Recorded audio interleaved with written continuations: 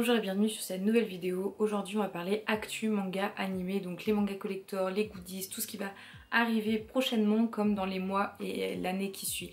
Donc c'est la première fois que je fais ce genre de vidéo, donc j'espère que ça va vous plaire et que vous allez pouvoir avoir quelques informations croustillantes à garder.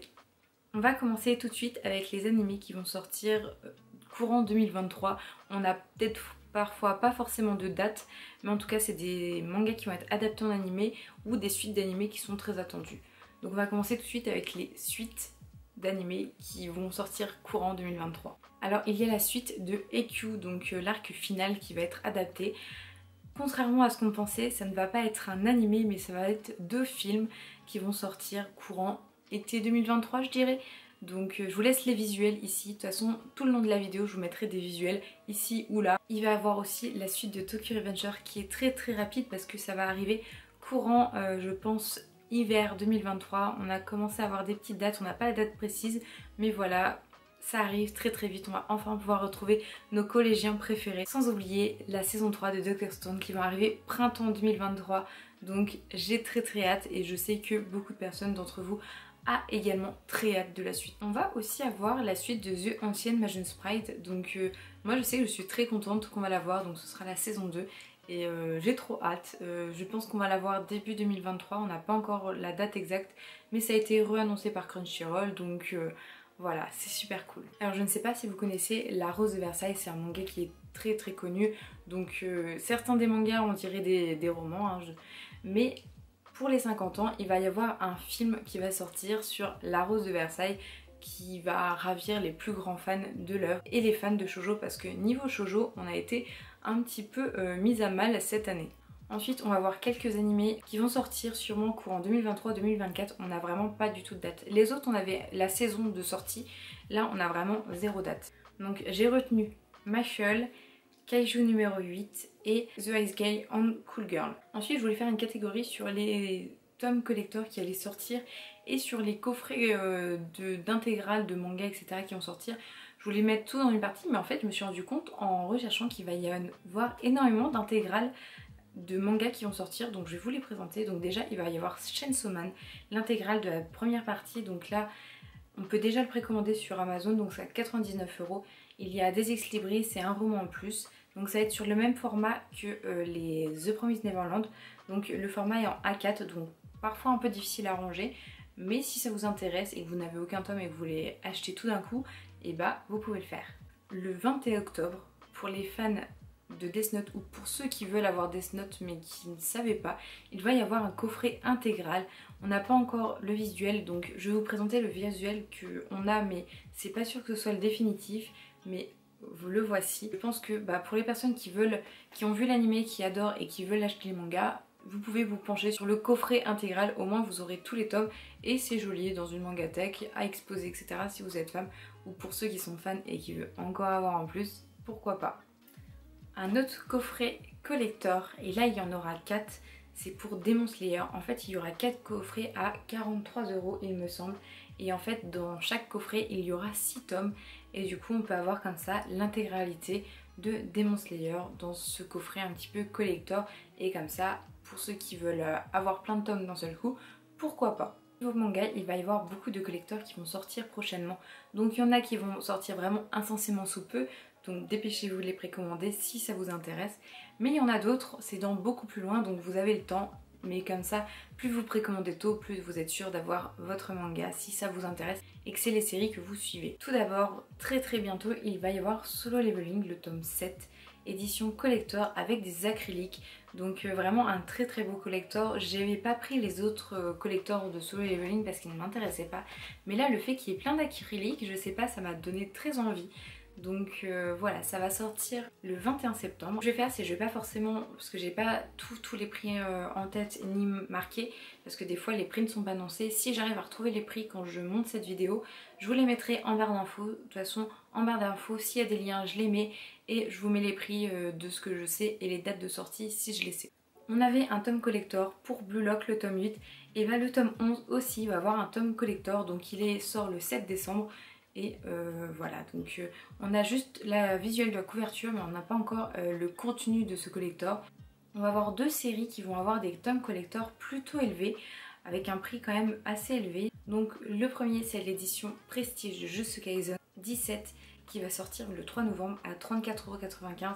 Mais en fait à l'intérieur il y a un calendrier acrylique. Donc c'était déjà ce qu'il y avait au Japon, donc on l'a aussi en France, donc ce qui est quand même plutôt bien. Donc en fait c'est un calendrier où en fait on a aussi des personnages qu'on peut mettre dans notre calendrier. Et en fait on a le calendrier pour 2023, mais au besoin on peut retourner entre guillemets les pages et on peut le garder pour toute la vie. Mais c'est quand même plutôt cool et vraiment un très très gros cadeau. Mais là en fait on le paye dans le collector. Avant souvent un collector c'était un peu plus cher mais pas forcément beaucoup plus. Là c'est vraiment plus onéreux parce que je pense qu'on paye le calendrier. Mais bon ça fait un bon goodies, un bel objet qu'on a en même temps que notre tome, donc pourquoi pas. On va voir aussi Aoashi, le tome 12 qui va sortir en novembre. On n'a pas encore l'intégralité du collector, on ne sait pas ce qu'il y a dedans. Mais vu le prix, j'en parlais avec mon libraire, je pense que ça va être un maillot de foot. Je suis pas sûre, je pose ça là, mais Aoashi parle de foot, ça a l'air d'être un beau collector, un peu onéreux. Et autour du foot, bon bah, je pense qu'un maillot peut marcher. Donc je pose ça là, je suis pas sûre, il n'y a pas encore d'annonce qui a été faite au moment où je filme cette vidéo. On a juste le visuel de la couverture et ma petite pensée, je pense que c'est un maillot de foot, on va voir. On va avoir aussi un tome collector pour un shoujo. Ça fait très très longtemps que je n'ai pas vu de tome collector pour un shoujo. Donc là ça va être pour À tes côtés, c'est Akata Edition qui a encore fait une merveille. Donc on aura un petit guide pour le tome 10 de À tes côtés. Et franchement ça a l'air d'être très très bien parce qu'il me semble que c'est une sorte un petit peu d'artbook, guidebook. Donc super cool. On va également avoir un tome collector pour Frieren, donc qui sortira il me semble le 6 octobre. Donc pour les fans de Frieren, je le pose là parce que je sais que c'est un manga très apprécié. En général, Noévé Graph nous font de très belles éditions et là ils vont sortir un nouveau manga qui va s'appeler Coffee Moon. Donc pour le tome 1, ils ont décidé de faire un tome 1 collector, donc je pense qu'on va être plutôt pas mal. Il me semble que c'est un petit livret en fait avec des planches du manga un peu exclusif, enfin très très joli. Donc vraiment ça m'intéresse beaucoup, surtout que le prix en fait il est à 9,90 €, donc pourquoi pas, ça peut être sympa. Ensuite je vais vous parler des sorties manga webtoon qui vont être adaptés, qui vont arriver en France et qui sont quand même plutôt attendus. Donc début novembre il va y avoir l'intégrale des histoires courtes de Junji Ito. Donc on a l'illustration, on a l'image de la couverture. Je sais qu'il y a beaucoup de fans de Junji Ito, donc je voulais le poser là parce que là petit à petit toutes les œuvres sont publiées en France et ça fait très plaisir. Pour les fans de webtoon, je ne sais pas si vous connaissez The Beginning After the End.